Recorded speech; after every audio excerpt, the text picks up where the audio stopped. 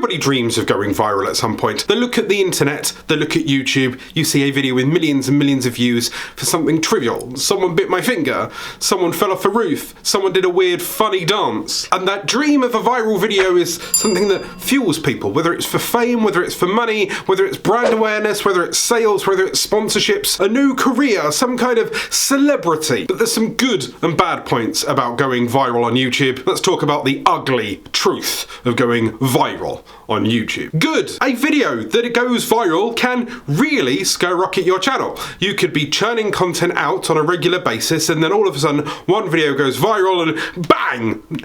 Loads of more eyes for your channel, loads of more attention for your channel, more subscribers, loads of comments, a push in the algorithm that can splash over all of the rest of your content that happens to be there, and all of a sudden a tide is raising the entire ship and off to the races we go. This is the ideal scenario. This is the thing that everybody hopes for, that you can just churn out videos for a couple of months or a little bit longer and bang, you get one viral video that then makes your career and you can ride that YouTube wave until the cows come home. The bad about this is that if you haven't got a back catalogue and one video goes viral, there's nothing for you to lift, right? There's no other content for you to do there. Or if you upload a YouTube video and that's wildly in a specific niche, a subset of your subset. Say for example, in my case, I've got a video that does really, really well, but it's all about downloading a YouTube video, not necessarily the art of teaching and growing and learning YouTube. So that video gets a lot of views,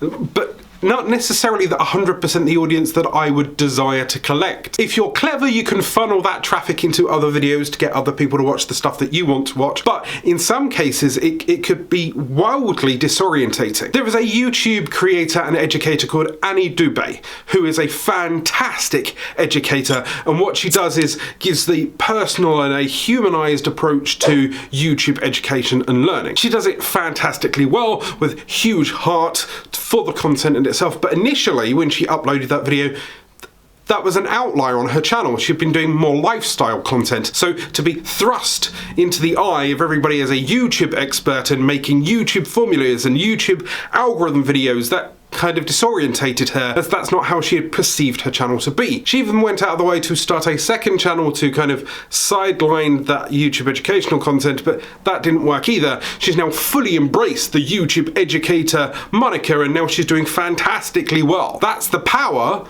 of a viral video. In this case, it kind of pushed her in a direction that maybe she's not 100% comfortable with, but adapting herself and pushing forward, that can now be a career. But imagine if your entire channel was about swimming lessons and you then did one specific review of a specific product, and now you have to become the flipper person or the snorkel person rather than the swimming lessons that you initially had wished to promote. So what do you do if you do go viral? The best thing happens to be that if you've got a back catalogue, try and throw as many of that back catalogue in the path of that video. Put them in the descriptions of the viral video, put them into the comment section of the viral video, try and link them to playlists so therefore they can start diving into those playlists and lifting the channel entirely, giving the channel and YouTube and the algorithm some watch metrics to start suggesting people to that content. That's directly on that video. Secondly, start putting out content that is related but not directly a copy of that video. The reason for this, if you can make a part 2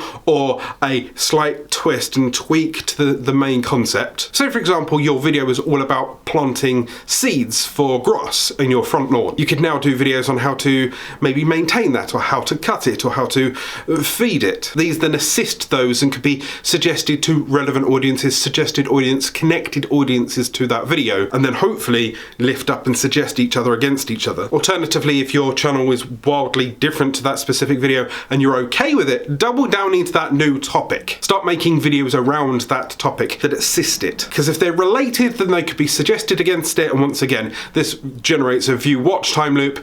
They can't just watch one video, they can binge all of the associated videos, and it can lift the entire channel, grow your channel very quickly. At the end of the day, it's all about manipulating the algorithm to get the most out of your channel. If you want to learn how to beat the YouTube algorithm as a small YouTuber, watch this video here, and I'll see you soon.